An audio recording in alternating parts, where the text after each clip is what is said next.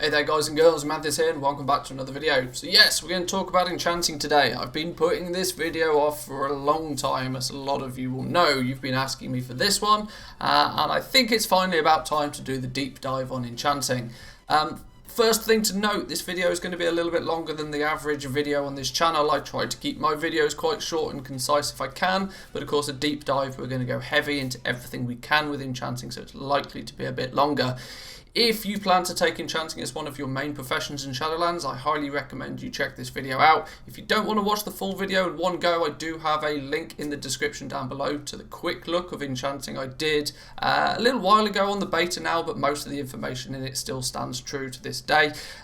So check that video out first if you want a quick, short TLDR sort of overview of enchanting, should we say.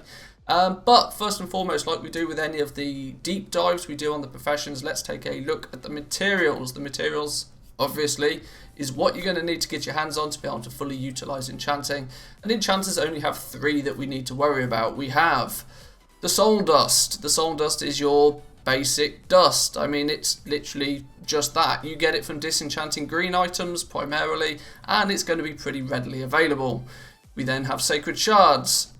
Sacred Shards is your rare enchanting material. This is likely going to be disenchanted from blue items, and is going to be a little bit more scarce than the dust, certainly for sure. And then the big rare item, which we've talked about a lot recently, is the Eternal Crystal. These are going to be very rare at the beginning of the Shadowlands, mainly on the basis that they only are going to be acquired through disenchanting epic items. Now, there's not a lot of epic items about, not until you start running your Mythic Zeros. Once you've done with the leveling and you've dinged 16, you're trying to gear up. Only Mythic Zeros are going to be probably the most reliable source for gaining Eternal Crystals. Of course, when the raid comes out, any spare raid gear, and I use the word spare quite loosely since most of the time the gear that you get from the raid is what you're going to want to equip and use. It's going to be a while until you have this kind of spare gear. Alternatively, there is also the theory that if you really grind out battlegrounds and really enjoy PvP, you may end up with a whole bunch of honor and be able to level up some of your PvP gear to epic to then disenchant it. That sounds very expensive and very time consuming, but it is an option. Realistically though, there's not going to be many ways to get hold of the Eternal Crystals early days, so they're going to be rare, they're going to be expensive, expect that. If you've watched or kept up to date with the professions in any way, shape or form through the beta, especially if you've watched my content at least, you'll know that I was quite vocal about saying that enchanting was broken for a long time. This is now not the case. My issue with enchanting used to be the fact that you could turn dust into crystals, and you could turn dust into shards, and you could turn shards into crystals, and eventually you can go the other way as well, but that's not as important. Luckily though, recently Blizzard have removed that feature, meaning that dust is dust, shards are shards, and crystals are crystals. Eventually you can take a crystal and you can break it down into 3 shards, and you can take a shard and break it down into 3 dust, but the down conversion is just a nice feature to have. It doesn't really make any big plays on how the profession works as a whole. But realistically, materials wise, that's basically it. You've only got the 3 to worry about, and of course there is the Immortal Shards, but these are just a vendor item. Be aware of that they are, I mean, it literally says it in the tooltip, but I have to specify this. Goblins will try and sell these on the auction house. They are 5 gold each from a vendor, and to my knowledge, vendor reputation does also apply to them. So you may potentially be able to get them for as low as 4 gold. They're not used for much, but it's a vendor item that you may come across and may need to buy some of. Be careful not to accidentally buy these on the auction house, as goblins are trying to fool you. But yeah, that's materials basically. Let's talk about the leveling of the profession in a little bit of detail. We recently leveled from 1 to 115 again on the beta. I think I've actually done it 4, maybe even 5 times in total now on the beta, just because they keep changing things. Literally yesterday though, at least of the day that you see this video, I did the 1 to 115 leveling guide. I suppose it's less of a guide, more of a walkthrough of how we did it. And we were trying to do it using as little rare materials as possible. We got it to, we used just so that you don't necessarily feel the need to watch the entire last video, we used 217 dust, 191 shards and 29 crystals. We were trying to use as fewer crystals as possible to try and keep the leveling cost of the profession down. There is still some room for improvement in there. I've seen a few people do an enchanting leveling guide, and they've got sort of like 400 dust, but then a lot lower shards, and then 20, 25, 30 crystals seems to be about average.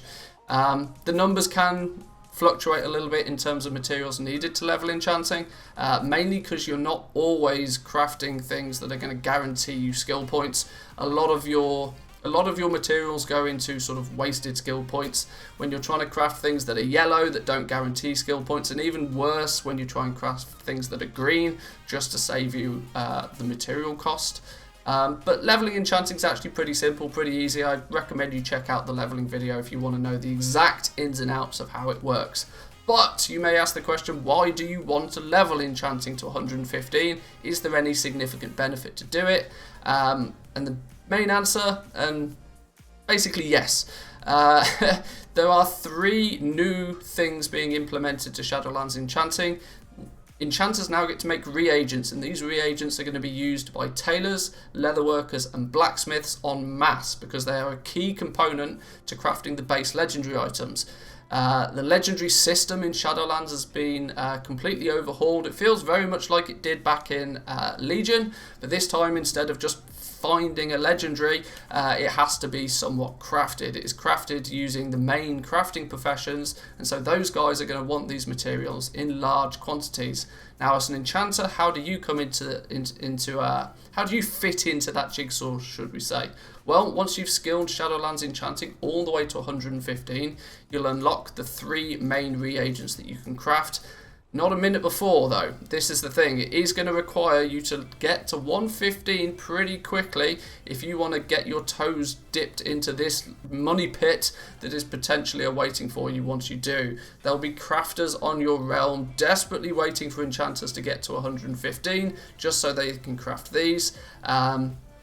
Expect to make a reasonable amount of gold off these. You may see as far as an enchanter is concerned, and we'll talk about the other crafts in more detail in a minute, but as far as an enchanter is concerned, you only add 1 soul dust over and above the default materials. So, long term, there's not a huge market for these reagents. As more and more enchanters on your realm get their skill maxed out at 115 and get the ability to craft these, you're going to notice a lot of competition, and there's not a lot of room for maneuvering in terms of profit on these. Very quickly the prices are going to bottom out to basically just being the cost of the Alethea ore times 2, obviously, the cost of the heavy callous hide, or the cost of the lightless silk. Your additional soul dust and your expertise is only going to be of great value in the first week or so of Shadowlands. After that, it's kind of up to you whether you even bother trying to craft these. A lot of crafters out there, tailors, blacksmiths, leatherworkers, are likely to also look at leveling up enchanting, but if the cost of doing so is too extreme, they may look to the auction house to buy their materials if needed. But what else are we crafting? Well, of course, as an enchanter, we craft enchants. The enchanting system feels kind of okay. It's basically very similar to how we've had it before. Let's run through some of the details. Let's look at the different categories first. So you've got boot enchants, boots, braces, and gloves. For me, all sort of fit in one category. You're likely to either craft boots and have a main enchant on your boots if you're on agility class. If you're an intellect-based class, you're going to focus on enchanting your braces, and if you are a strength-based class, you're going to focus on enchanting your gloves. Say for example, if agility is not your main spec, you will still look at enchanting your boots, but with a much more simple enchant. For example, let's run through some to give you an example. Song Treads is the default basic entry-level enchant for your boots. It's going to reduce your fall speed by falling damage by 10%. Really, no biggie. No real damage benefit to you in that in any way, shape, or form.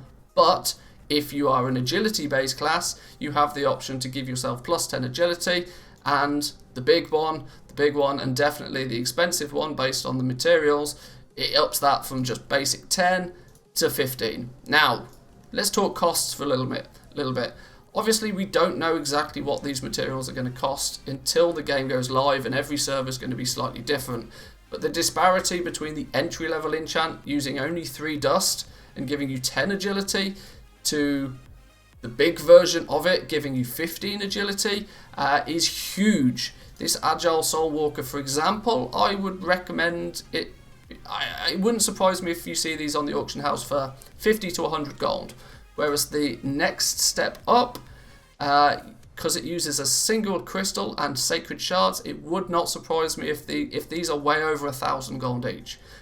So you're literally looking at 10xing the price of the big boy enchants. There's a huge disparity at the beginning of the Brain Think expansion. That's the word I was looking for. Big disparity at the beginning of expansion simply because of how rare the eternal crystals are, and you're going to notice this a lot in the first week, 2 weeks, month, 2 months. A lot of things will change and they'll balance themselves out. But let's go through some of the others just so you can see exactly what it is you're going to be crafting.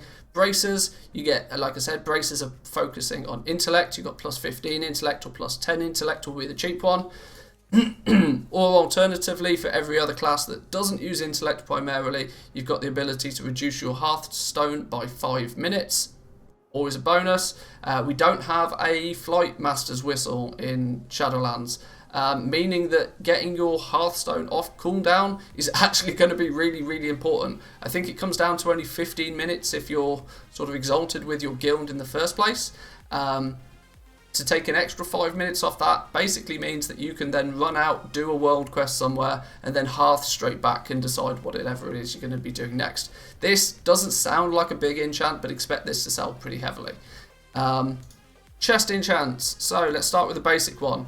Very simple, very easy, sacred stats. Only uses 4 soul dust. It's going to increase the chest stats by 20.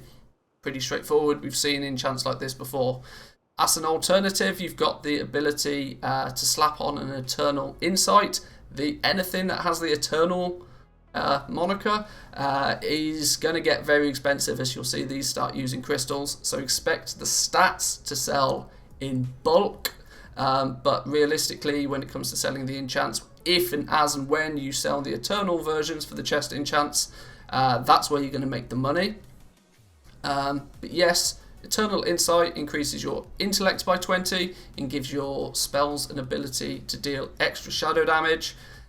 Mages, shadow priests, for example. Eternal Bulwark, this is basically a tank chest enchant really, or at least the basic one anyway. 25 armor and then a bit of strength or agility. Then you've got the big Eternal Stats one. So instead of just having 20 flat stats, you've got 30. The likelihood is that this will probably be the best in slot enchant for virtually anybody. And considering the fact that the alternative options are likely to cost the same, certainly in terms of crafting cost, I would expect Eternal Stats to be one of your best selling enchants.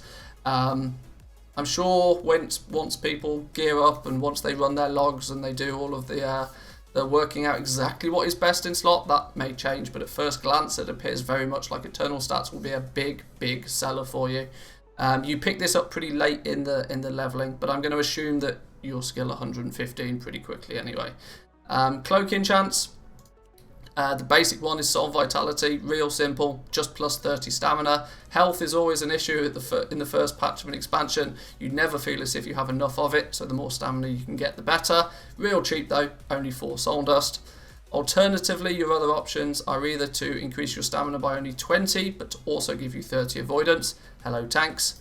Alternatively, 20 stamina and 30 leech, and of course there's the speed variation there as well.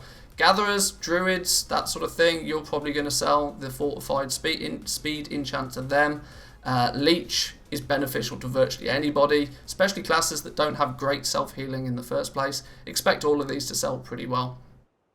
Glove enchants we've touched on. Basic amount of strength, 10 strength, or the expensive one is 15 strength. And then you have Shadowlands Gathering. This is going to be a big enchant for you.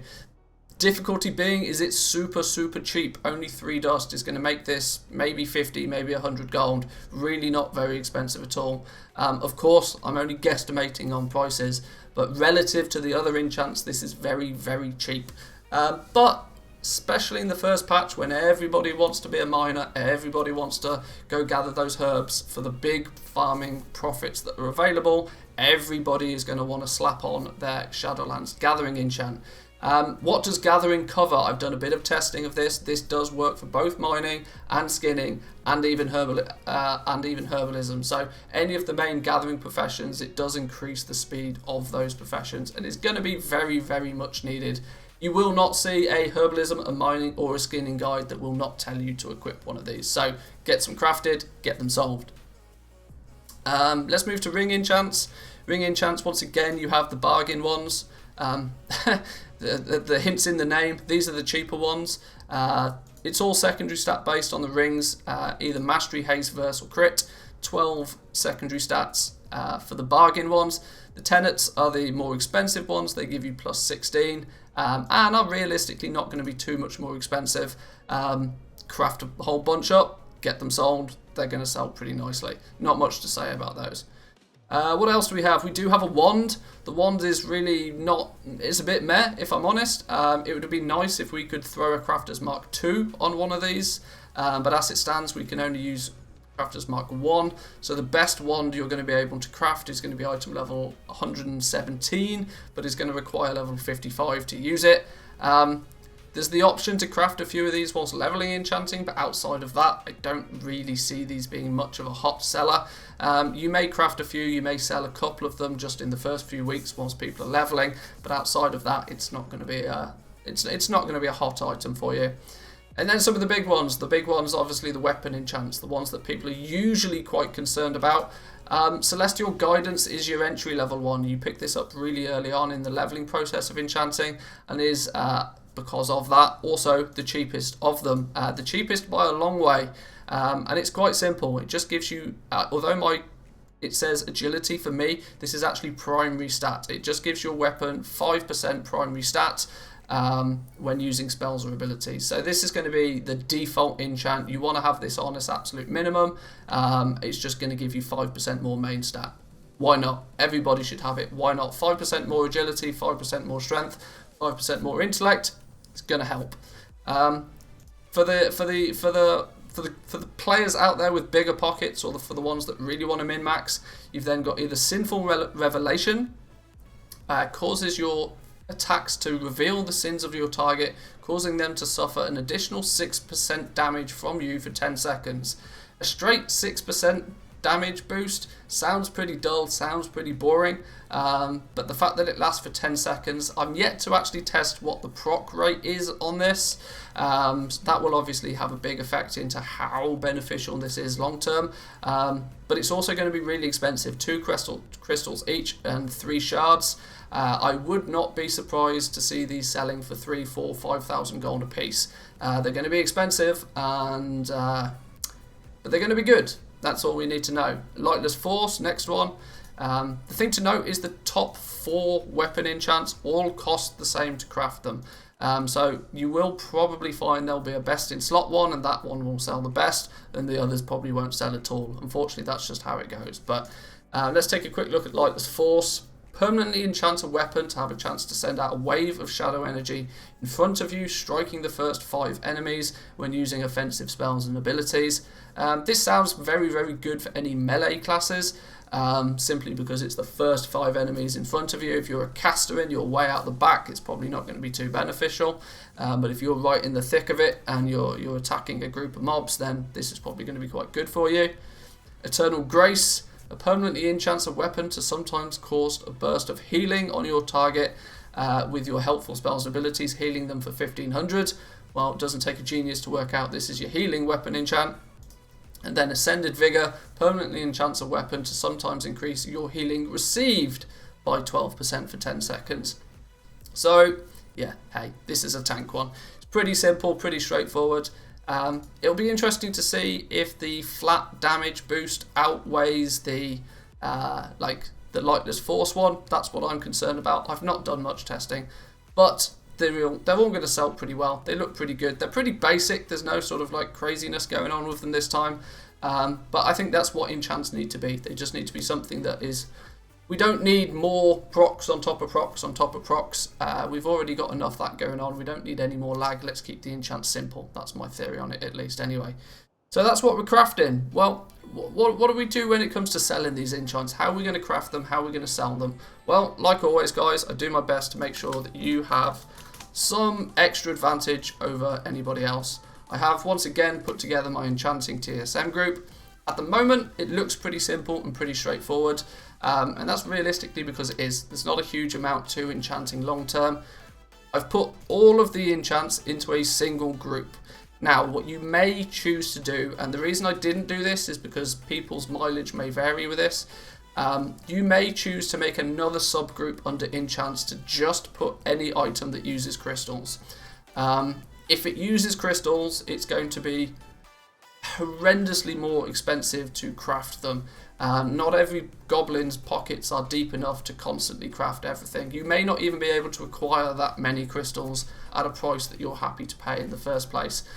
So you may want to put those into a separate group, but that's entirely up to you. We've got the reagents, the enchanted Elysian bar, the enchanted heavy callous hide, and the enchanted lightless silk. Quick little tip for you when it comes to selling these. There is a strong likelihood that the enchanted Elysian bar and the enchanted lightless silk will sell in a lot lesser number. Why is that? Because the heavy callous hide is going to sell like a madman. Basically because both leatherworkers need enchanted heavy callous hide, they need it for crafting the mail based legendary items, and they need it for creating the leather based legendary items. So this almost has double the amount of use. This is going to make it very profitable for skinners, but it's also going to mean that leatherworkers are going to want this almost twice as much as either blacksmiths or tailors are going to need the other one. So you may want to choose to adjust how you look at selling them in that regard. But there you go. I'll give you the link to the TSM group down in a paste bin down below, like I do with all of the deep dives, so you've got it. I'm going to leave it operation free.